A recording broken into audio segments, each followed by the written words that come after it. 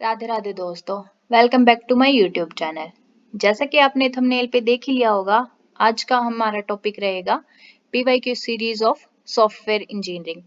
तो डीबीएमएस की हमारी मोस्टली सारी की सारी पीवाईक्यू सीरीज कंप्लीट हो चुकी है। सिर्फ 2 ईयर्स के क्वेश्चन रहते हैं हमारी 24 एंड 25, वो हम सारी यूनिट्स का एक साथ ओवरऑल क्वेश्चंस को पेपर को सोल्व करेंगे, सबको मिक्स करके।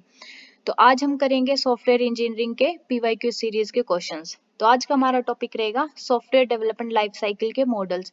सॉफ्टवेयर इंजीनियरिंग एक ऐसा यूनिट है हमारा जो हमारे 16 to 18 marks as it is NET में गेन कर सकते हैं इस यूनिट से, क्योंकि सिर्फ एक यही ऐसी यूनिट है जो बिल्कुल सारी की सारी थ्योरी से रिलेटेड है। और अगर हमारे कंसेप्ट क्लियर हैं इसमें, तो हम हर एक क्वेश्चन को इजीली अटेम्प्ट कर सकते हैं। एंड इसका एक प्लस बोनस पॉइंट ये होता है कि सॉफ्टवेयर इंजीनियरिंग के अंदर ना टॉपिक्स हमारे हमेशा सेम रहते हैं हर साल, सिर्फ वो क्वेश्चन का पैटर्न चेंज करते हैं। यूजीसी में हमारे जो पेपर आते हैं ना, उसमें हमें सिर्फ इनके पैटर्न चेंज मिलेंगे क्वेश्चंस के, लाइक स्टेटमेंट्स फॉर्म में, कभी मैचिंग में या फिर कभी क्रोनोलॉजिकल ऑर्डर में। सिर्फ यही चेंज मिलता है हमें सॉफ्टवेयर इंजीनियरिंग के अंदर। बाकी हर एक यूनिट में बहुत सारे क्वेश्चंस भी, टॉपिक्स भी, सब कुछ चेंज हो जाता है लेटेस्ट पैटर्न के थ्रू नए नए ईयर्स में। बट सॉफ्टवेयर इंजीनियरिंग में जो लास्ट 10 ईयर्स से हम अगर पीवाईक्यूज भी कर लिए ना हमने, 100% गारंटी है हमारे 16 to 18 मार्क्स इजिली हम कवर कर लेंगे हमारे यूजीसी नेट के अंदर। तो जो भी बच्चे फर्स्ट टाइम मेरी वीडियो को देख रहे हैं, please like share and subscribe my YouTube channel, और वीडियो को लास्ट तक जरूर देखना, बहुत ज्यादा बेनिफिशियल रहेगी आपके लिए। अगर सॉफ्टवेयर इंजीनियरिंग की आपने पूरी पीवाईक्यू सीरीज देख ली मेरे चैनल से या कहीं से भी जहां से आपको बेटर लगता है, अगर उन्होंने अच्छा कंटेंट दिया होगा आपको, तो आपको कहीं और से पढ़ने की जरूरत ही नहीं है। पीवाईक्यू सीरीज के थ्रू मैं सारे के सारे कंसेप्ट भी क्लियर कराऊंगी, डिटेल सॉल्यूशन है इसके अंदर। तो वहां से आपके बेसिक कंसेप्ट्स भी क्लियर हो जाएंगे। उसके बाद आप इजिली नेट के अंदर बहुत अच्छा स्कोर कर सकते हो सॉफ्टवेयर इंजीनियरिंग में खासकर। तो प्लीज रिक्वेस्ट है मेरी कि अगर आप यहाँ तक आ गए हैं तो वीडियो को लास्ट तक जरूर देखें। आपके 100% 16 to 18 मार्क्स सिक्योर हो जाएंगे सॉफ्टवेयर इंजीनियरिंग के अंदर, यूजीसी नेट पेपर 2 में, कंप्यूटर साइंस में। तो आइए हम स्टार्ट करते हैं हमारा फर्स्ट क्वेश्चन, जो कि है KPA in CMM stands for. तो हमारा केपीए की फुल फॉर्म बतानी है कि क्या होती है, किसके अंदर, सीएमएम। सीएमएम हमारा मॉडल होता है कैपेबिलिटी मैच्योरिटी मॉडल। ये मॉडल यूजीसी का इतना फेवरेट है ना, हर साल हर एक साल क्वेश्चन देखने को मिलेगा। इसके अंदर हमारे डिफरेंट डिफरेंट लेवल्स होते हैं, उनके नाम भी पढ़ेंगे हम, उनका क्या क्या क्या एरिया होता है प्रोसेस करने का, और सारी चीजें डिटेल में करेंगे। पहले हम इसकी फुल फॉर्म देख लेते हैं क्या आएगी। तो जिन बच्चों को अगर पहले से ही पता है किसी भी क्वेश्चन का, तो वो कमेंट सेक्शन में जरूर मेंशन करें अगर आपके कितने क्वेश्चन आपको पहले से ही आते थे मेरी एक्सप्लेनेशन से। तो केपीए स्टैंड्स फॉर की प्रोसेस एरिया, इसकी फुल फॉर्म होती है की प्रोसेस एरिया। तो हमारा एक मॉडल होता है कैपेबिलिटी मैच्योरिटी मॉडल। उसके अंदर हमारे पास ना 5 लेवल होते हैं। फर्स्ट लेवल हमारा होता है इनिशियल, सेकंड हमारा होता है रिपीटेबल, थर्ड हमारा होता है डिफाइन, एंड फोर्थ वन होता है मैनेज्ड, और 5 लेवल होता है हमारा ऑप्टिमाइजिंग। तो इस सिर्फ एक स्लाइड से ना आपके इतने सारे क्वेश्चन आपको देखने के मिलेंगे पूरी वीडियो में। तो मैं आपको अभी से बता देती हूँ इसमें। इसमें सबसे पहला क्वेश्चन बहुत ज्यादा अभी जो रिपीट में चल रहा है, वो क्रोनोलॉजिकल ऑर्डर में है कि इन पांचों लेवल को हमें सीक्वेंस में कैसे लगाना है। तो हमें इसका सीक्वेंस याद रखना है एज इट इज, जैसे लेवल 1 2 3 4 एंड 5। अगर उसमें पूछा जाए लोवेस्ट टू हाईएस्ट में लगाना है, तो हमें सबसे पहले इनिशियल को लगाना है और सबसे टॉप पे ऑप्टिमाइजेशन आएगा। लेकिन अगर हाईएस्ट टू लोवेस्ट पूछा जाए तो उसका ऑर्डर रिवर्स हो जाएगा। तो ये थे हमारे कुछ क्वेश्चंस। अब इसके ना कुछ की प्रोसेस एरिया होते हैं। की प्रोसेस एरिया का मतलब है कि हम इस लेवल पे किस में ज्यादा फोकस करते हैं, किसके ऊपर काम करते हैं। यहाँ से भी डायरेक्ट क्वेश्चंस है, वो भी आपको देखने को मिलेंगे। तो इनिशियल पे हमारा कोई भी की प्रोसेस एरिया नहीं होता, उसमें हमें किसी भी की प्रोसेस एरिया को यूज नहीं करते। रिपीटेबल में हम क्या क्या यूज करते हैं, की प्रोसेस मतलब मेन फोकस किस पे रखते हैं हम रिपीटेबल लेवल पे, प्रोजेक्ट की प्लानिंग में, कॉन्फ़िगरेशन मैनेजमेंट में, रिक्वायरमेंट मैनेजमेंट में, सब कॉन्ट्रैक्ट मैनेजमेंट में, एंड सॉफ्टवेयर क्वालिटी एश्योरेंस में। तो उसके बाद हमारा नेक्स्ट लेवल आ जाता है डिफाइन। डिफाइन में हमारे की प्रोसेस एरियाज है peer reviews, intergroup coordination, organisation process definition. Define से डेफिनेशन याद रखना बिल्कुल एज इट इज, अगर ध्यान से पढ़ोगे ना तो इसमें कुछ भी नहीं है, ठीक है। And training programmes. उसके बाद हमारा नेक्स्ट लेवल आ जाता है मैनेज। मैनेज के अंदर क्या होती है, मैनेजमेंट होती है। तो किस चीज की करनी है, सॉफ्टवेयर की क्वालिटी और क्वांटिटी को हमें क्या करके रखना है, मैनेज करके रखना, उसको प्रॉपर मैनेजमेंट करनी है उसकी। तो वो हमारा की प्रोसेस एरिया हो जाएगा। और लेवल 5 ऑप्टिमाइजिंग में हमारे पास हो जाती है की प्रोसेस चेंज मैनेजमेंट। की प्रोसेस के अंदर जो भी हमने मतलब चेंजेस की आ रही है ना, हमें अपडेशन या मॉडिफिकेशन करती है, तो उसकी मैनेजमेंट करनी पड़ती है। या फिर किसी टेक्नोलॉजी के चेंज मैनेजमेंट करने हैं, या फिर हमें प्रिवेंशन के डिफेक्ट से क्या करना है, उसको बचाना है। डिफेक्ट प्रिवेंशन हमारा आ जाएगा की प्रोसेस एरिया ऑप्टिमाइजिंग के अंदर। अब अगर सिर्फ ये एक स्लाइड ध्यान से याद कर ली, देख ली, अब इसी से रिलेटेड आप क्वेश्चन देख लेना कितने मिलेंगे हमें सेम चीज से। सॉरी, तो ये देखो सेकंड क्वेश्चन हमारा उसी से रिलेटेड आ गया। अभी अभी हम एक्सप्लेन में करके आए हैं कि which one of the following is not a key process area in CMM level 5। हमें लेवल 5 का नोट बताना है, की प्रोसेस एरिया नहीं पूछा उसने, की प्रोसेस एरिया नहीं है। तो अभी अभी हम पढ़ के आए हैं, इसका आंसर क्या आएगा, क्या डिफेक्ट प्रिवेंशन है, process change management, software product engineering and technology change management. तो इसका आंसर आएगा सॉफ्टवेयर प्रोडक्ट इंजीनियरिंग, क्योंकि ये तीनों तो हम अभी अभी पढ़ के आए हैं कि उसका की प्रोसेस एरिया। तो इसलिए हमारा आंसर हो जाएगा सी। ये हो गया हमारा सी। देखो लेवल 5 का प्रोसेस चेंज मैनेजमेंट, टेक्नोलॉजी और डिफेक्ट प्रिवेंशन, ये तीनों की तीनों हमारी की प्रोसेस एरिया है। लेवल 5 हमारा कौन सा है, ऑप्टिमाइजिंग है। तो इसका नोट पूछा तो हमारा आ जाएगा software product engineering. I hope आप सभी को समझ आ रही होगी चीजें अच्छे से। तो प्लीज चैनल को लाइक शेयर और सब्सक्राइब जरूर करें, ऐसे ही यूजीसी नेट से रिलेटेड कंटेंट के लिए। हम जल्दी सेकंड पेपर का कंटेंट कंप्लीट करके पीवाईक्यू सीरीज फर्स्ट पेपर की भी करेंगे। तो आइए हमारे नेक्स्ट क्वेश्चन करते हैं। अब हमारा नेक्स्ट क्वेश्चन आ गया requirement development, organisation process focus, organisational training, risk management and integrated supplier management are process areas required to achieve maturity level. अब देखो, अब इसने फिर से हमारे की प्रोसेस एरिया और सारी चीजें गिवन है हमें, अब उसने फिर से हमारा लेवल पूछा है कि किस में आएगा। तो ये सारी चीजें हमारी डिफाइन में आती है, ठीक है। बहुत सारे बच्चे कंफ्यूज हो जाएंगे कि जो हमने ग्राफ में पढ़ा उसमें हमें ये नहीं देखने को मिले। तो ये चीजें डिफाइन के अंदर आती है। डिफाइन में हमारे पास बहुत सारी फुल फॉर्म्स भी आती है, मतलब शॉर्ट फॉर्म्स भी आते हैं, तो उनको हम कैसे यूज करते हैं वो भी देख लो एक बार से। और इसके अंदर सारी की सारी ये चीजें आती है। वहां पे सिर्फ 3-4 ही मेंशन थे कि की प्रोसेस एरिया कौन से है, इसमें इन्होंने प्रोसेस एरियाज मेंशन किए हैं। तो कोई भी बच्चा कंफ्यूज मत होना कि की प्रोसेस एरिया तो वहां पे डिफरेंट थे और यहाँ पे अलग है, कि डेवलपमेंट रिक्वायरमेंट है, ऑर्गेनाइजेशनल प्रोसेस फोकस है। यहाँ पे प्रोसेस एरिया पूछे हुए हैं सिर्फ। की प्रोसेस का मतलब होता है बहुत ज्यादा मेन फोकस करते हैं हम उस पर, हाईलाइट करते हैं एक तरह से।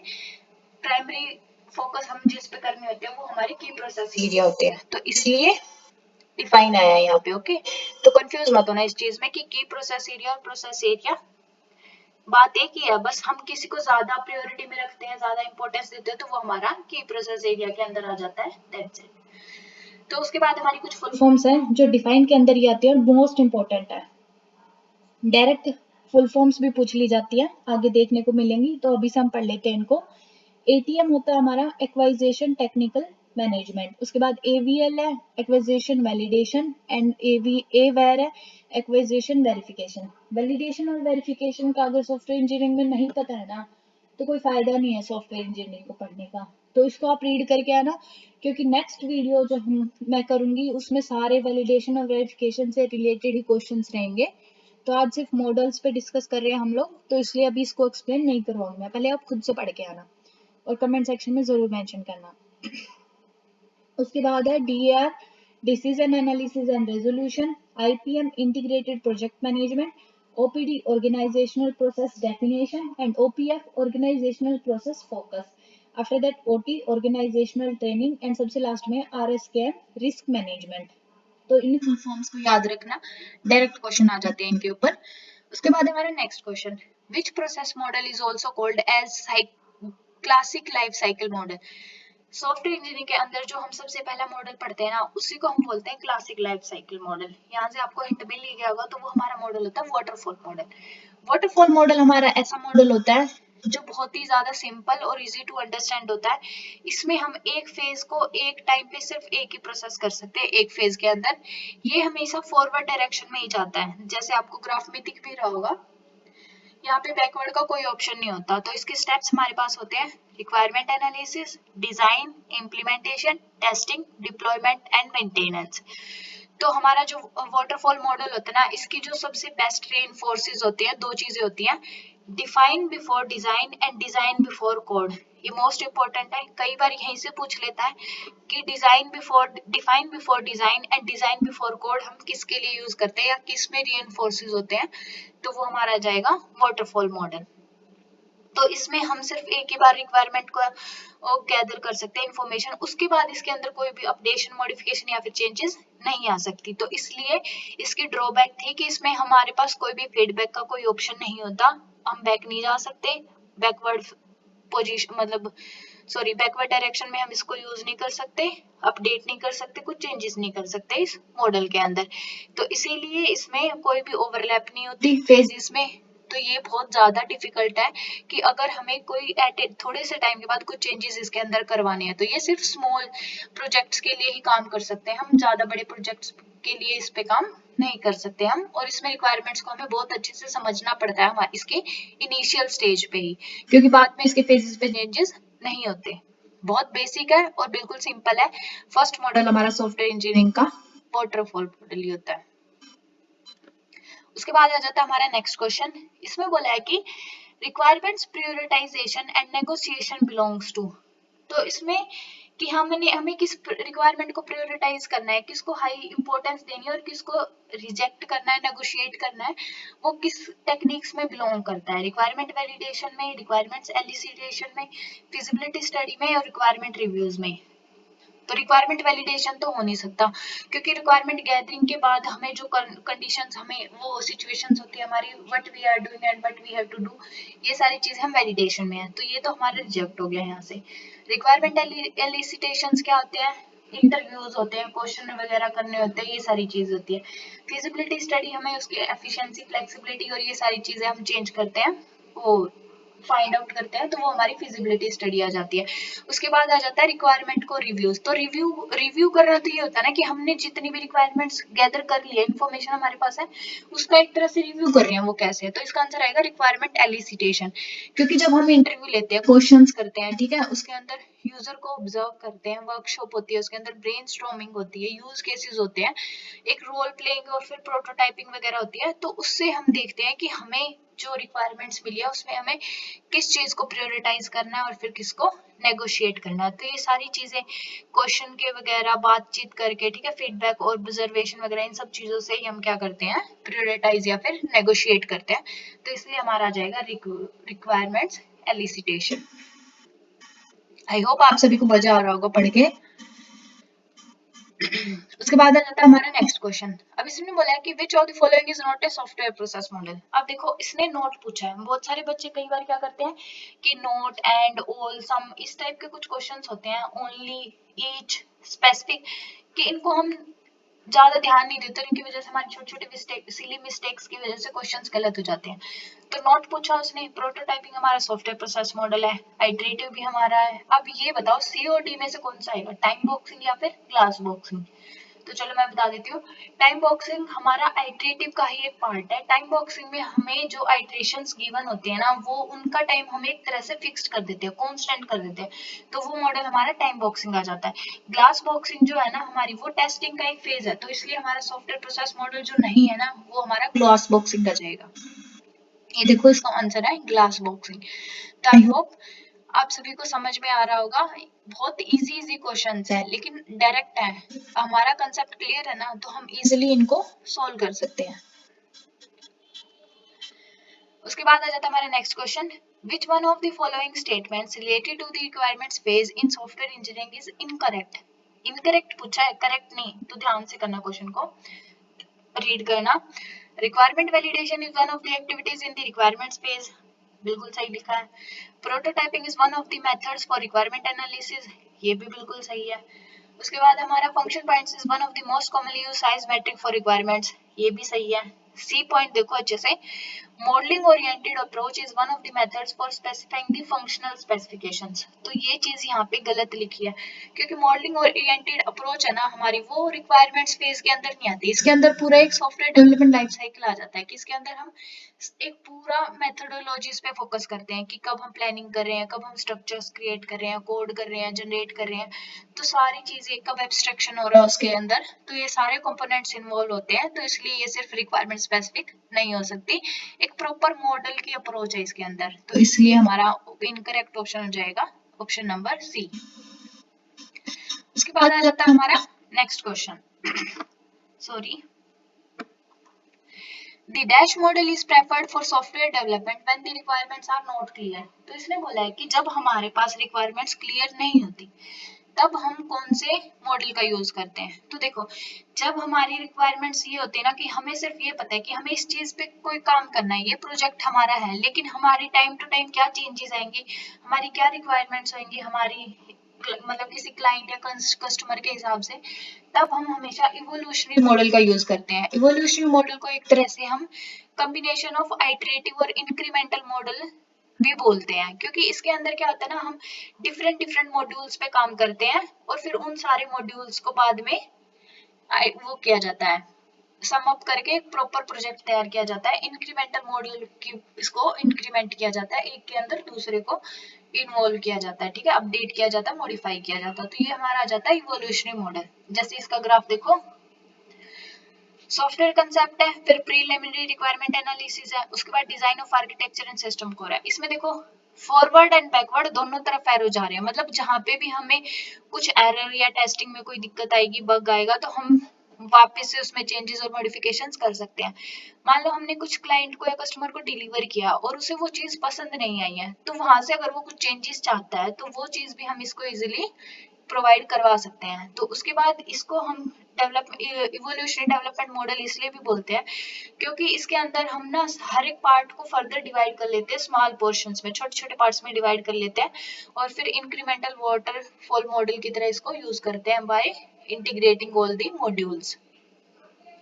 उसके बाद तो इसकी एडवांटेजेस आ जाएंगे कि इवोल्यूशनरी मॉडल है, user gets a chance to experiment partially developed system and it reduces the error because the core modules get tested thoroughly. और डिसएडवांटेजेस ये है कि कभी कभी ना एक किसी भी प्रॉब्लम को सेवरल वर्जन्स के अंदर डिवाइड करना बहुत ज्यादा मुश्किल हो जाता है, ठीक है, और उसको फिर एक्सेप्ट करने में भी कस्टमर को क्या होता है, बहुत टाइम लग जाता है। तो ये इसकी ड्रॉबैक हो जाती है इवोल्यूशनरी मॉडल की। अब देखो, वाटरफॉल मॉडल के हमने पॉइंट्स ऊपर पढ़े थे, ठीक है, बिल्कुल उसमें से सिंपल पूछा है कि इनके अंदर से वाटरफॉल मॉडल में क्या इंक्लूड नहीं है, requirement analysis, risk analysis, design and coding. तो इससे सिंपल तो कोई क्वेश्चन हो ही नहीं सकता सॉफ्टवेयर इंजीनियरिंग का। इसका आंसर आएगा risk analysis. Risk analysis waterfall model में होता ही नहीं है, तो किस में होता है रिस्क एनालिसिस? जिन बच्चों को पता है कमेंट सेक्शन में जरूर मेंशन करना। तो ये वैसे मैं बता ही देती हूँ, ये हमारा स्पाइरल मॉडल के अंदर आता है। रिस्क जहां पे भी दिख जाए ना, एक ही मॉडल दिमाग में आना चाहिए, स्पाइरल मॉडल। तो ये हमारे पास डिजाइन वो है, सॉरी फेजेस हैं वाटरफॉल मॉडल के, requirement analysis, design, implementation, testing, deployment and maintenance. Questions के अंदर ना कीवर्ड्स को पकड़ो, बहुत इजीली सॉल्व हो जाएंगे हमारे, और कुछ भी नहीं है इसके अंदर। देखो, कैपेबिलिटी मैच्योरिटी मॉडल से हमारी ये वीडियो स्टार्ट हुई थी। की प्रोसेस एरिया की फुल फॉर्म किसमें पूछी थी? सीएमएम के अंदर। उसके बाद कम से कम 3-4 क्वेश्चन हमारे इसी से रिलेटेड आ गए हैं अभी तक हमने जितने भी क्वेश्चन किए, और ईयर बाय ईयर है ये सारे के सारे, 14, 15 एंड 16 अभी फिर से रिपीट हो रहा है। तो आई थिंक ये टॉपिक हमें कभी भी छोड़ के नहीं जाना चाहिए। इसके मैंने सारी चीजें करवा दी हैं। अब ये क्वेश्चन हमसे सीक्वेंस में पूछा है, तो इसने बोला है कि हमें 5 स्टेजेस डिफाइन करनी है, और वो कौन कौन सी है, इंक्रीजिंग ऑर्डर में, मतलब सबसे पहले छोटी आनी चाहिए। तो सबसे पहले कौन सी थी हमारी? इनिशियल, उसके बाद रिपीटेबल। बहुत सारे बच्चे कंफ्यूज जाते हैं कि हमें पता ही नहीं चलता कैसे हम करेंगे। मान लो क्रोनोलॉजिकल ऑर्डर में भी आ जाए ना, तो हमेशा याद रखना डिफाइन वाला ना बिल्कुल सेंटर में आती है इसकी, जो मतलब मैं जैसे याद करती हूँ, बहुत ज्यादा कंफ्यूजन इसी में आती है कि डिफाइन कहाँ पे आएगा हमारा। रिपीटेबल और मैनेज तो फिर भी हो जाता है कि मैनेजमेंट हमारी लास्ट में आती है, तो डिफाइंड वाला सेंटर में याद करके इससे भी हो सकता है। अब देखो, इसमें इनिशियल सबकी सेम है, ऑप्टिमाइज भी सेम है, तो फर्स्ट क्लास से तो बच्चे कंफ्यूज हो जाएंगे। तो यहाँ पे अगर देखो डिफाइन दिख रहा है ना बी ऑप्शन में, तो डिफाइन इसका सेंटर में है, तो इसका ऑप्शन बी आएगा। ऐसे क्वेश्चंस को याद करके एलिमिनेट किया करो कि एक ही पॉइंट से हमें याद हो जाए कि हमारा नेक्स्ट क्वेश्चन क्या आएगा उसके अंदर। तो आई थिंक आपको समझ आ रही होंगी चीजें, कीवर्ड्स पकड़ के हम आसानी से उसको क्या कर सकते हैं, फाइंड आउट कर सकते हैं हमारे आंसर को। बस हमें अपनी रीडिंग कंसंट्रेशन और फोकस बहुत अच्छे से रखना है क्वेश्चन के ऊपर। तो फिर से ये उसका ग्राफ है, initial, manage, definition, quantity, managed and optimised. तो उसके थोड़ा डिफाइन किया गया, पढ़ लेना। हम फर्स्ट क्वेश्चन से लेके इसी को पढ़ते आ रहे हैं। अब ज्यादातर चांसेस को क्रोनोलॉजिकल ऑर्डर में पूछा जाएगा, बस ये याद रखना, हाईएस्ट टू लोवेस्ट पूछा है, लोवेस्ट टू हाईएस्ट पूछा, या फिर इंक्रीजिंग और डिक्रीजिंग ऑर्डर में, उसी में ज्यादातर गलती होंगी। अभी तक तो आपको याद होगी होंगी ये चीजें, क्योंकि 4 क्वेश्चन हमने इस टॉपिक के कर लिए हैं। तो आइए हम करते हैं हमारा next question. The major shortcoming of waterfall model is. Waterfall model की सबसे बड़ी ड्रॉबैक ही, शॉर्टकमिंग का मतलब एक तरह से ड्रॉबैक ही होता है कि कौन सी इसकी ड्रॉबैक थी या डिसएडवांटेजेस थी या शॉर्टकम था उसका। तो ऑप्शंस पढ़ते हैं हम। The difficulty in accommodating changes after requirement analysis, after feasibility analysis, system testing और मेंटेनेंस ऑफ सिस्टम। तो सिस्टम टेस्टिंग और मेंटेनेंस ऑफ सिस्टम में तो कोई इशू नहीं था, ये तो बिल्कुल इजीली हो जाती थी।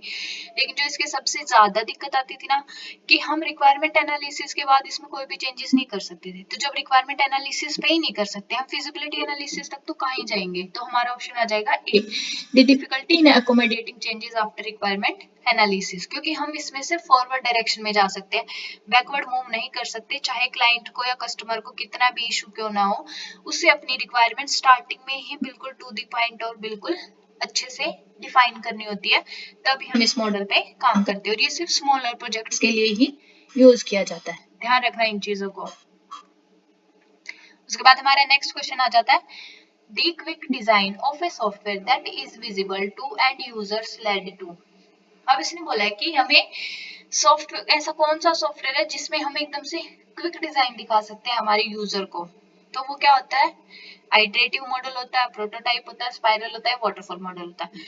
तब वाटरफॉल मॉडल तो हम पढ़ के आए हैं, तो इसमें तो हमने क्विक डिजाइन कहीं पे भी नहीं देखा, ये तो एलिमिनेट हो गया यहाँ से। स्पाइरल वाला बोला था मैंने कि जहां पे भी रिस्क हो या फिर स्पाइरल हो, अगर उसमें रिस्क से रिलेटेड कुछ भी नहीं लिखा है तो आंख बंद करके एलिमिनेट कर दो उसको। और अगर उससे रिलेटेड कुछ लिखा है, तो अगर यहाँ पे रिस्क कहीं भी लिखा होता ना, तो स्पाइरल मॉडल आ जाता हमारा, तो ये भी हमारा क्या हो जाएगा, कैंसल आउट हो जाएगा, एलिमिनेट हो जाएगा।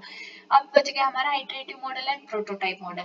तो आइटरेटिव मॉडल भाई और इवोल्यूशनरी मॉडल एक जैसे ही होते हैं। तो आइटरेटिव हम अभी पढ़ के आए हैं, आइटरेशंस में हम किसी प्रोजेक्ट का काम करते हैं कि हम बार बार टेस्टिंग कर रहे हैं, लूप में जैसे एक काम चल रहा होता है ना, वैसे हमारी आइटरेशंस होती हैं। तो जो अगर लूप में चलेगा, हमें बार बार आइटरेशंस कम वो करनी पड़ रही है, डिफाइन करनी पड़ रही है, कैलकुलेट करनी पड़ रही है, तो ये तो क्विक डिजाइन तो हो नहीं सकता। तो एक ही बचा हमारा, क्या हो जाएगा, प्रोटोटाइप मॉडल। प्रोटोटाइप मॉडल हमारा क्या होता है कि इसमें हम एक क्विक डिजाइन करते हैं और उसके बाद उसका एक मॉडल तैयार करते हैं, डेमो टाइप एक प्रोटोटाइप तैयार करते हैं। तो ये देखो, सबसे पहले पहले इसका ग्राफ देखना लेफ्ट हैंड साइड पे, उसके बाद इसकी और डिटेल डिस्कस करेंगे। सबसे पहले हम रिक्वायरमेंट्स को गैदर करते हैं, फिर एक क्विक डिजाइन बनाते हैं, क्विक डिजाइन के बाद हम उसका प्रोटोटाइप बिल्ड करते हैं। तो वो प्रोटोटाइप अगर कस्टमर की रिक्वायरमेंट्स के हिसाब से होता है कि उसे जो जो चीजें चाहिए उसमें प्रोटोटाइप में अगर उसे मिल रही हैं, तो हम उसको डिजाइन कर लेते हैं। कि अगर कस्टमर ने उसको एक्सेप्ट कर लिया कि मेरी रिक्वायरमेंट्स कंप्लीट हो रही है इसके थ्रू, तो हम उस पर design, coding, testing, maintenance start कर देते हैं। बाय चांस अगर कस्टमर को फिर से कुछ और चीजें उसमें क्या करनी है, एड ऑन करवानी है, रिमूव करवानी है, अपडेट करवानी है, मॉडिफाई करवानी है, तो हम फिर से सेम साइकिल को दोबारा स्टार्ट करेंगे कि refined requirements incorporating system customer suggestions. तो दोबारा चेंजेस करेंगे, फिर उसका क्विक डिजाइन बनाएंगे, फिर बिल्ड प्रोटोटाइप करेंगे। तो जब तक उसको कस्टमर एक्सेप्ट नहीं करता, तब तक हमारा चलता है प्रोटोटाइप डेवलपमेंट। और जैसे ही हम उसके ऊपर डिजाइन, कोडिंग, टेस्टिंग स्टार्ट कर देते हैं, वो हमारा आ जाता है आइटरेटिव मॉडल। ठीक है, तो इसमें हम इजीली नई रिक्वायरमेंट्स को क्या कर सकते हैं, अकोमोडेट कर सकते हैं, अपडेट कर सकते हैं, चेंज कर सकते हैं। ठीक है, और कोई मिसिंग फंक्शनैलिटीज हो हमारी, लाइक फर्स्ट टाइम अगर कोई कस्टमर भूल गया अपनी रिक्वायरमेंट्स बताना, तो सेकंड टाइम अगर उसको डेमो मतलब प्रोटोटाइप अगर हम दिखाएंगे, तो वो क्या करेगा, उसको याद आ जाएगी कि मुझे ये चीजें भी उसके अंदर चाहिए थी, तो वहां से वो अपडेट कर सकता है। तो एरर भी हमें स्टार्टिंग में ही फाइंड आउट मतलब हम डिटेक्ट कर सकते हैं बहुत ही अर्ली स्टेज पे। डिजाइन हमारा फ्लेक्सिबल होता है, हम कितनी भी बार अपडेट और चेंज करवा सकते हैं, लेकिन इसके कुछ डिसएडवांटेजेस भी हैं। जैसे जैसे कस्टमर की रिक्वायरमेंट्स होती हैं उसमें चेंजेस और अपडेशंस आते हैं, तो हमें उतनी ही बार नया क्विक डिजाइन बना के नए अपडेशंस उसके अंदर करके हमें क्या करना पड़ता है, उसको टाइम देना पड़ता है और उस पर हमारा पैसा भी खर्च होता है। तो इसलिए costly with respect to time as well as money, दोनों बिहाफ पे क्या होता है, कॉस्टली होता है। कभी कभी डेवलपर्स के लिए बहुत डिफिकल्ट हो जाता है कि हर एक चेंज को बार बार वो करना, अपडेट करना, क्योंकि अब एक दो बार तो चलता भाई, हर बार कस्टमर बोलते नहीं मुझे और चेंजेस चाहिए और चेंजेस चाहिए, तो फिर वो हमारे लिए मतलब डेवलपर्स के लिए ज्यादा डिफिकल्ट हो जाता है। उसके बाद आ जाता है कि अनसर्टेनिटी। अब क्योंकि हमें बहुत ज्यादा इटरेशंस करनी पड़ रही है बार बार, तो इससे ही हमारी अनसर्टेनिटी हो जाती है, इसके अंदर सर्टेनिटी नहीं रहती। तो ये हमारा था प्रोटोटाइप मॉडल। उसके बाद आ जाता है हमारा नेक्स्ट क्वेश्चन। तो अब ये हमारे मैच क्वेश्चन, इसमें बोला है इसने कि code and fix. Code and fix में सबसे पहले क्या आता है कि हम कोई कोड लिख रहे हैं, उसके बाद उसको डिबग कर रहे हैं, और फिर जब तक उसको रिपीट करेंगे जब तक हमारा कोड क्या ना हो जाए, फिक्स ना हो जाए। तो फर्स्ट का ई, अगर फर्स्ट का ई हो जाएगा तो दो तो हमारे एलिमिनेट हो गए, सी एंड डी ऑप्शन। उसके बाद इवोल्यूशनरी प्रोटोटाइपिंग, अभी अभी हम पढ़ के आए थे। इवोल्यूशनरी प्रोटोटाइपिंग में हम क्या करते हैं, आइटरेशन और इंक्रीमेंटल मॉडल का क्या है, ये कॉम्बिनेशन है। तो इसमें हम स्मॉल स्मॉल रिक्वायरमेंट्स को क्या करते हैं, बिल्ड करते हैं। तो सेकंड का आ जाएगा बी। आई होप ये तो पढ़ते ही हमारा सारे ऑप्शन एलिमिनेट हो गए, तो हमारा आंसर आ जाएगा ए। ठीक है, हमारा ऑप्शन आ गया ए। बाकी को पढ़ लेते हैं। देखो इवोल्यूशन की प्रोटोटाइपिंग का था कि build an initial small requirement specifications code, it then evolve the specifications and code did as name. ऐसे समझ में आ रहा है तो ठीक है, नहीं दूसरा जुगाड़ भी बता देती हूँ। ये देखो इसमें था हमारा, चल जा भाई क्या गड़बड़ जाती, चलो चल गया शुक्र है। देखो इवोल्यूशनरी से इवॉल्व हो गया, ये ना थोड़ा गड़बड़ हो गया इनमें कि इधर वाला उधर आ गया उठ के कंटेंट, तो इसमें कंफ्यूज मत होना, ये बी का ही है सारा का सारा। कोड एंड फिक्स में क्या आ जाएगा, कोड से कलर चेंज कर लेते हैं ताकि समझ में आ जाए आप लोगों को। ठीक है, देखो कोड था इसके अंदर भाई, ये पता नहीं इसमें नहीं चलता, वैसे बहुत अच्छे से चलता है। चलो इसको ले लेते हैं। देखो ये कोड था यहाँ पे,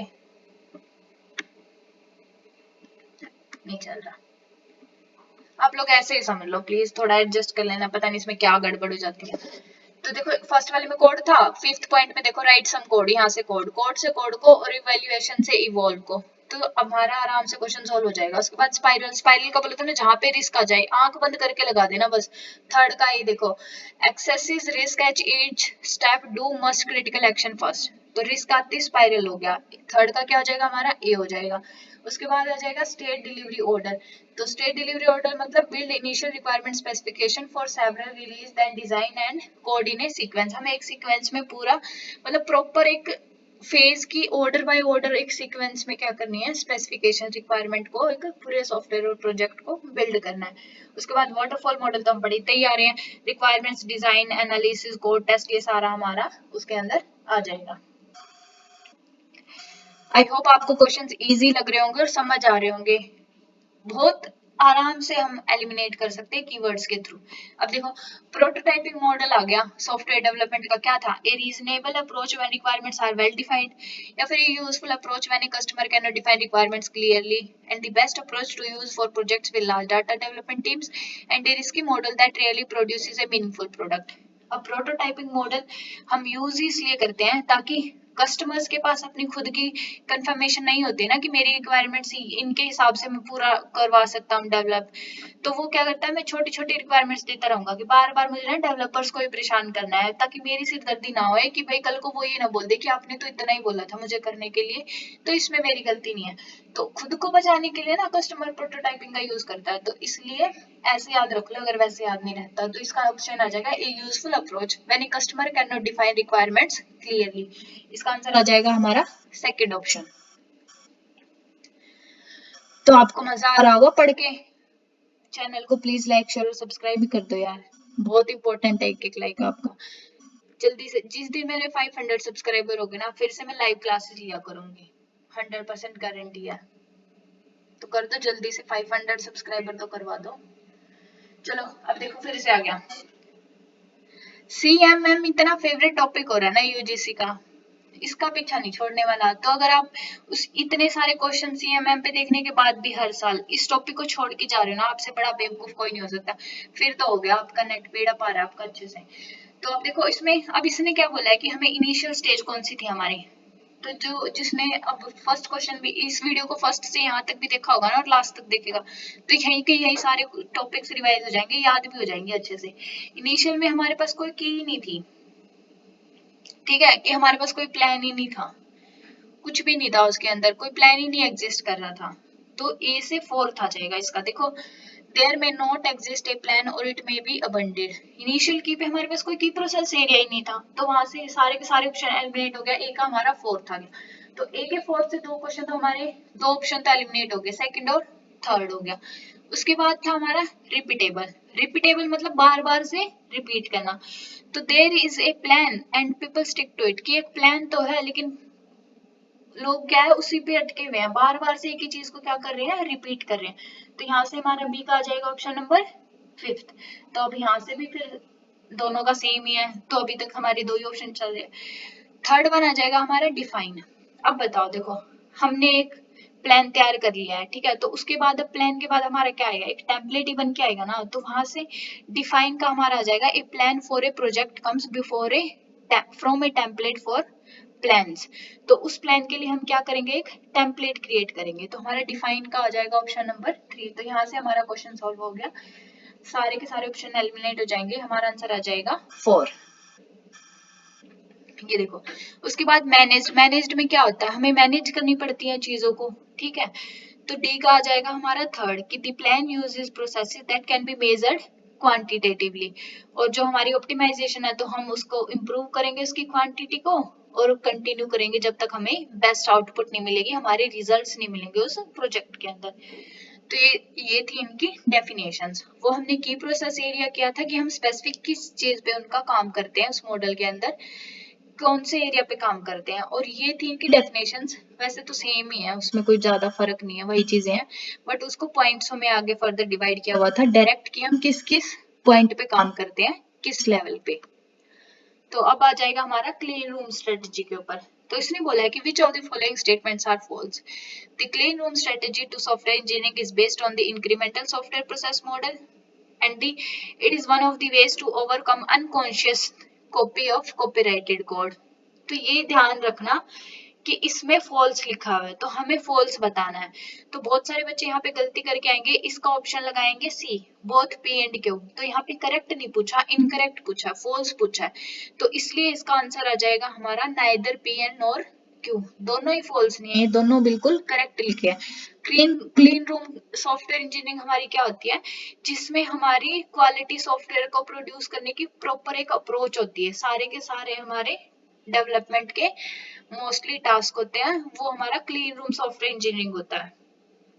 इसके अंदर हमारे टास्क आ जाते हैं, requirement gathering, incremental planning, formal design, correctness verification, code generation and inspection, statical test planning, statistical use testing and the certification. ये हमारे टास्क आ जाते हैं। और इसके बेनिफिट्स क्या क्या होते हैं, हाई क्वालिटी प्रोडक्ट डिलीवर करते हैं, प्रोडक्टिविटी को इंक्रीज करते हैं, and it reduces development cost, errors are found early and it reduces the overall project time और रिसोर्सेज को सेव्स करते हैं। तो वो दोनों स्टेटमेंट जो बिल्कुल सही लिखी हुई थी, तो उसने फॉल्स पूछा था, इसलिए हमारा ऑप्शन हो जाएगा नाइदर पी एंड क्यू। तो ये correct, incorrect, true, false, not, all, and, each ऐसे वर्ड्स की वजह से क्वेश्चन गलत मत करके आना, क्योंकि बहुत अफसोस होता है कि आपको आते हुए भी हम ये बेवकूफियां करके आते हैं। उसके बाद आज का हमारा लास्ट क्वेश्चन रहेगा, Which of the following is not one of the principles of agile software development method। तो जो बच्चे अजाइल के बारे में नहीं जानते, वो एक बेसिक इंट्रोडक्शन दे देती हूँ कि अजाइल सॉफ्टवेयर अब के टाइम में बहुत ज्यादा लेटेस्टली यूज होता है। इसमें हम एज ए स्प्रिंट काम करते हैं। स्प्रिंट का मतलब होता है कि 2-4 हफ्ते किसी एक मॉड्यूल पे काम करना, एक प्रोजेक्ट के एक छोटे से पार्ट पे। जैसे हम इंक्रीमेंटल यूज करते हैं ना, कि इवोल्यूशनरी मॉडल में हम टास्क को फर्दर डिवाइड कर लेते हैं छोटे छोटे पार्ट्स में, ताकि हर एक पार्ट को अलग से टेस्ट करके उसमें एरर्स को अर्ली स्टेज पे फाइंड आउट करके फिर उसको इंक्रीमेंट किया जाए या फिर इन्वॉल्व किया जाए, इवॉल्व किया जाए। तो इस ऐसा ही एजाइल सॉफ्टवेयर होता है। इसका सेकंड नाम होता है स्क्रम, हम इसे स्क्रम भी बोलते हैं। तो इसने नोट पूछा है कि इसके अंदर नहीं है कौन सा, कि हम एजाइल सॉफ्ट के अंदर किस प्रिंसिपल को फॉलो नहीं करते हैं। तो कस्टमर की इन्वॉल्वमेंट तो सबसे ज्यादा होती है, क्योंकि हर एक स्प्रिंट के बाद या फिर जैसे स्क्रम होता है हमारा कुछ, वो हम उसको प्रेजेंट करते हैं, ये मॉड्यूल हमने ऐसे बनाया, इसमें कोई चेंजेस वगैरह। तो ये तो बिल्कुल सही लिखा है। एम्ब्रेस चेंजेस हम चेंज कर सकते हैं उसके अंदर। इंक्रीमेंटल डिलीवरी बिल्कुल सही है, इंक्रीमेंटल डिलीवरी होती है। लेकिन फॉलो हम इसमें एक प्रॉपर प्लान को फॉलो नहीं करते हैं, इसमें हम इंक्रीमेंटल या इवोल्यूशनरी मॉडल की तरह ही काम करते हैं। तो इसको आज, ये हमारा लास्ट क्वेश्चन है आज का, तो प्लीज ध्यान से समझना। इसका सेकंड पार्ट या तो कल सुबह अपडेट हो जाएगा या फिर अभी थोड़ी देर बाद मैं ट्राई करती हूँ, क्योंकि वीडियो बहुत लंबी हो जाती है, फिर एक्सेस करने में भी थोड़ा टाइम लग जाता है। तो इसका देखो, इसका बेसिक एक पहले हम ग्राफ देख लेते हैं। सबसे पहले हम प्लान करते हैं डिजाइन, फिर develop, test and deploy working increment. तो ये एक स्प्रिंट के अंदर 2 to 4 वीक्स पे काम होता है। इसके अंदर हम कोई एक मॉड्यूल सेलेक्ट कर लेते हैं किसी भी प्रोजेक्ट का, फिर हम कस्टमर के द्वारा रिक्वायरमेंट्स जो हमें दी जाती हैं उस पर काम करते हैं, और अगर उसे कुछ चेंजेस, अपडेशन, मॉडिफिकेशन चाहिए होती है तो फिर हम उसमें चेंजेस करते हैं उसके रिव्यू के बाद। तो जैसे ही कस्टमर का वहां से एक्सेप्टेंस हो जाती है कि ये मेरा शेड्यूल बिल्कुल सही है, मुझे मेरी रिक्वायरमेंट्स कंप्लीट मिल रही है इस प्रोजेक्ट के अंदर, तो हम नेक्स्ट स्प्रिंट पे काम करते हैं। स्प्रिंट 2 में हम फिर से नए मॉड्यूल पे काम करते हैं। इसमें टेस्टिंग, डेवलपमेंट सब कुछ आ जाता है, हमारा डिजाइन वगैरह से लेके। तो ऐसे हम अजाइल में काम करते हैं। अजाइल को हम स्क्रम भी बोलते हैं। ये बेसिकली हमने डिजाइन इसलिए किया था ताकि हम जल्दी से जल्दी चेंजेस को अडेप्ट कर सके। जैसे ही कोई नई रिक्वेस्ट आती है चेंजेस के लिए, उसको साथ के साथ मॉडिफाई कर सके और अपडेट कर सके। ठीक है, तो इसके लिए हमें एक, it refers to a group of development processes, एक ग्रुप ऑफ डेवलपमेंट प्रोसेस के अंदर इसको हम रेफर करते हैं। तो इसमें हम बेसिकली 4 मॉडल यूज करते हैं: scrum, extreme programming, crystal and eturn. तो स्क्रम हमारा बेसिकली है कि एक ऐसी फ्रेमवर्क है ये कि जिसमें हम कॉम्प्लेक्स प्रोजेक्ट्स को टैकल करते हैं और उसकी सक्सेसफुल कंप्लीशन पे काम करते हैं, और वो इंश्योर भी करते हैं हम उसको 100% कंप्लीट होना चाहिए, चाहे कितना कॉम्प्लेक्स प्रोजेक्ट हो। एक्सट्रीम प्रोग्रामिंग हमारी होती है कि हमें प्रोग्राम प्रैक्टिस करनी है बार बार, कि प्रोग्रामिंग को पेयर करने में उसकी इंटीग्रेशन कंटिन्यूअस होनी चाहिए टेस्ट ड्राइवन डेवलपमेंट में, और उसको गोल को अचीव करने के लिए। क्रिस्टल एजाइल मेथोडोलॉजीज होती है हमारी कि हम कम्युनिकेशन और कोलैबोरेशन पे काम करें, कि हमारे टीम मेंबर्स के बीच में बहुत अच्छा एक एनवायरनमेंट बना रहे और उनकी कम्युनिकेशन और कोलैबोरेशन बेस्ट रहे, उसकी वजह से कोई इशू नहीं क्रिएट होना चाहिए। अटर्न का मतलब होता है कि हमें प्रोजेक्ट्स को हाई अनसर्टेनिटी के साथ क्या करना है, कंबाइन करना है, टेलर करना है, जहाँ पे कोई भी रिक्वायरमेंट हमारी फ्रिक्वेंटली क्या हो सके, चेंज हो सके, उसमें कोई दिक्कत ना आए, हमें कोई इशू क्रिएट ना हो।